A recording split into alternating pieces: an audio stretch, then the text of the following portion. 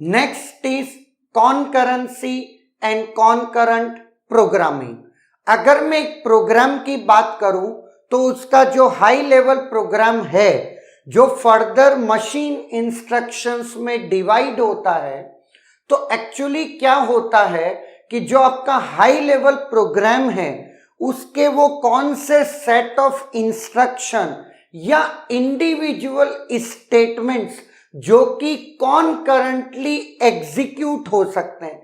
तो जैसा कि हम ऑलरेडी जानते हैं, हमारे पास मल्टी प्रोसेसर आर्किटेक्चर होता है, एक से ज्यादा प्रोसेसर्स होते हैं, तो कहीं ना कहीं operating system better utilisation of resources के लिए स्टेटमेंट्स को जहां तक पॉसिबल है कॉनकरेंट एग्जीक्यूट अगर हो सकता है तो वो अलग अलग जगह पर कॉनकरेंट एग्जीक्यूशन हो। नाउ ये भी हो सकता है कि कॉनकरेंसी का एक्चुअल मीनिंग क्या है। ये रियल पैरेललिज्म तो पॉसिबल हो भी सकता है, नहीं भी हो सकता है। मतलब दो सेक्शन ऑफ कोड पैरेलली या कह सकते हैं एक साथ एग्जीक्यूट हो सकते हैं किसी भी लेवल ऑफ इंटरलीविंग के साथ। क्लियर? तो यहां पर हमें यह समझने की जरूरत है कि कॉनकरेंट प्रोग्रामिंग क्या है, किस तरीके से एक कोड को हम कॉनकरेंट प्रोग्रामिंग के थ्रू लिखते हैं। Clear? Now high level program can be represented in precedence graph as a cyclic graph which shows in which individual statement or program fragment can be executed. Clear? Acyclic graph आप जोड़ दीजिएगा, that is graph. Clear? Acyclic graph which shows in which individual statement और program fragment, normally हम जो पढ़ते हैं समझने के लिए वो तो इंडिविजुअल स्टेटमेंट लेते हैं, बट जरूरी नहीं है। मैं कह सकता हूं ये प्रोग्राम फ्रेगमेंट इस प्रोग्राम फ्रेगमेंट पे डिपेंडेंट है, तो ये दोनों पैरेलल चल सकते जो कि इंडिपेंडेंट है। कुल मिला के ऐसा है। और वो प्रोग्राम फ्रेगमेंट कुछ और नहीं है, सेट ऑफ स्टेटमेंट्स है। नाउ एक एग्जांपल के थ्रू समझते हैं। S1, S2, S3, S4 चार स्टेटमेंट्स हैं। A is equal to B plus C, D is equal to E into F, K is equal to D by A और L is equal to K by M। Now अब बहुत ध्यान से देखना, जैसा कि आप देख पा रहे होंगे S1 और S2 इंडिपेंडेंट है, मतलब मैं कह सकता हूं दे कैन एग्जीक्यूट कॉनकरेंटली। क्लियर? मतलब पैरेलली भी बोल सकते हैं, बट हम पैरेलली क्यों नहीं बोलते हैं? क्योंकि हम by default uniprocessor architecture assume करते हैं। कॉनकरेंट जो चीज चल सकती है वो ऑफ कोर्स पैरेलली चल सकती, कोई इशू नहीं है। क्लियर है? कॉनकरेंट इसलिए वर्ड यूज किया जाता है, इन जनरल आपका प्रोसेसर यूनी होता है, यूनी सिंगल प्रोसेसर। S1 और S2 आपका दो स्टेटमेंट्स हैं जिनके एग्जीक्यूट होने के बाद ही आप S3 एग्जीक्यूट कर सकते हैं, है ना? और S3 एग्जीक्यूट होने के बाद ही S4 एग्जीक्यूट हो सकता है। क्यों? क्योंकि S3 के जब तक इवेल्युएट नहीं करेगा तब तक S4 क्या करेगा? कुछ नहीं कर सकता, प्रोसीड ही नहीं हो सकता। This is called precedence graph, that is called precedence graph. Clear है? नाउ अब बात आती है ग्राफ बन गया, तो इसके लिए हम लोग क्या लिखते हैं? कॉनकरेंट प्रोग्रामिंग होती है जिसके थ्रू हम कॉनकरेंट कोड लिखते हैं। लेकिन उसको लिखने से पहले हमको ये पता होना चाहिए कि कॉनकरेंट प्रोग्रामिंग किस तरीके से लिखी जाती है। तो दो पेयर है, वन इज को बिगिन को एंड या पार बिगिन पार एंड। को बिगिन को and is nothing but कॉनकरेंट begin कॉनकरेंट and या पैरेलल बिगिन पैरेलल एंड। वही मीनिंग हो गया अगर मल्टी प्रोसेसर आर्किटेक्चर है तो वो पैर बिगिन पैर एंड। लेकिन को बिगिन को एंड वाला कोड भी आपका किस में चल सकता है, मल्टी प्रोसेसर आर्किटेक्चर, दोनों में कोई डिफरेंस नहीं है। नाउ अब बात आती है कॉनकरेंसी कंडीशन। कब हमको क्या चीज ऑब्जर्व करनी है, किस वे में स्टेटमेंट्स एग्जीक्यूट होंगे और ये प्रीसीडेंस ग्राफ एक्चुअली किस बेसिस पर बनाया गया।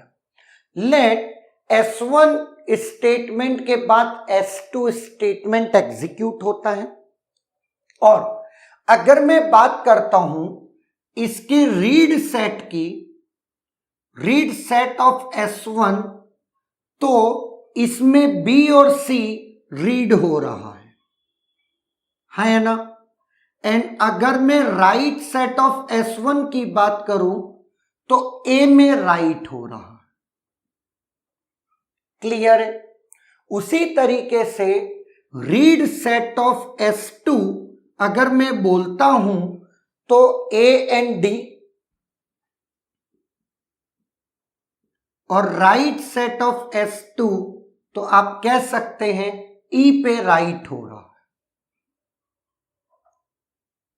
ओके, नाउ अब बात आती है कि क्या S1 और S2 डिपेंडेंट हैं, क्या वो पैरेलली चल सकते हैं, क्या वो कॉनकरेंट एग्जीक्यूशन में हो सकते हैं, या फिर S1 के बाद S2 सीक्वेंशियली ही एग्जीक्यूट हो सकता, आप उसे पैरेलली या कॉनकरेंटली नहीं चला सकते। नाउ ऐसे केसेस में आपको ये देखना पड़ेगा कि क्या S1 और S2 में डिपेंडेंसी है। तो there are 4 types of dependency, मैं अब बता देता हूं। One is read after write, clear, read after write, next है राइट आफ्टर रीड, नेक्स्ट है राइट आफ्टर राइट, और लास्ट है आपका रीड आफ्टर रीड। नाउ जैसा कि वर्ड क्लियर है, रीड आफ्टर राइट, पहले राइट हुआ है उसके बाद रीड हुआ है। अगर ऐसी डिपेंडेंसी है तो वो कैसे पॉसिबल है, पहले राइट हुआ है मतलब राइट सेट ऑफ S1 में और रीड सेट ऑफ S2 में अगर इंटरसेक्शन फाई नहीं है, इट मींस रॉ डिपेंडेंसी है ना। राइट ऑफ S1 मतलब प्रीवियस, S2 मतलब बाद में। S2 में रीड हो रहा है, S1 में राइट हुआ है, कि जैसा कि अपने इस केस में A रीड हो रहा है S1 में जो राइट हुआ था, तो ये रीड आफ्टर राइट डिपेंडेंसी।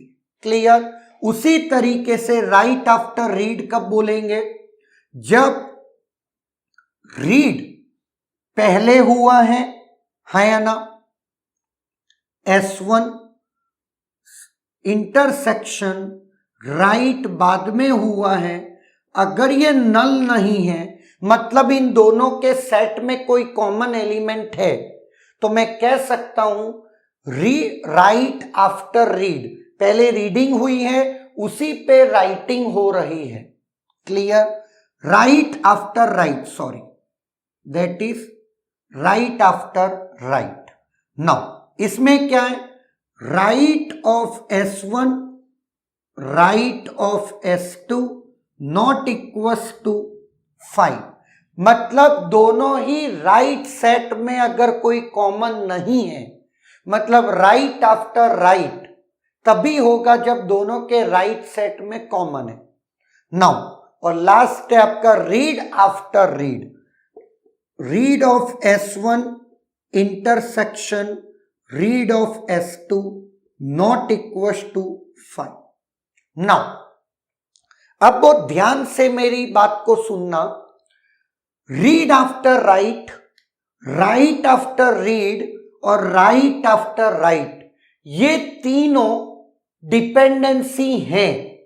आप इनमें से कोई भी है तो आपको सीक्वेंशियली ही चलाना पड़ेगा, आप कॉन्करेंटली नहीं चला सकते। लेकिन अगर मैं बात करता हूं रीड आफ्टर रीड की, तो पहले रीड हो रहा है, बाद में भी उसी डेटा पे रीड हो रहा है, इट डजंट अफेक्ट, कुछ भी अफेक्ट नहीं डालेगा।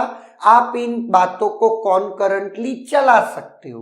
लाइक अगर मैं बात करता हूं एक S3 स्टेटमेंट होता जिसमें F इज इक्वल टू कोई भी G प्लस D होता, लेट, तो D S2 में भी रीड हो रहा है, D S3 में भी रीड हो रहा है, तो S2 S3 को हम पैरेलली चला सकते हैं। क्लियर है, कोई सर्टेन इश्यूज नहीं है। नाउ रीड आफ्टर राइट, ये एक टाइप से ट्रू डिपेंडेंसी है, that is known as true dependency. Write after read, it is known as anti dependency. अगर मैं बात करता हूं राइट आफ्टर राइट की, that is called write dependency. और लास्ट है आपका रीड आफ्टर रीड, एक्चुअल में ये है नो डिपेंडेंसी, डिपेंडेंसी ही नहीं है। क्लियर है, अगर इन तीनों में कोई भी है तो हम पैरेलल एग्जीक्यूशन नहीं कर सकते, हमको सीक्वेंशियल एग्जीक्यूशन पे जाना पड़ेगा। बात समझ में आ गई? तो ये हो गया कॉन्करेंसी कंडीशन। अब अपन जो भी अपकमिंग लेक्चर्स में देखेंगे वो को बिगिन को एंड और पार बिगिन पार एंड से अपन क्या लिखेंगे, कोड लिखेंगे। हमको प्रीसीडेंस ग्राफ गिवन होगा, हम कोड लिखेंगे, कोड गिवन होगा, प्रीसीडेंस ग्राफ बनाएंगे। क्लियर है? Is there any doubt?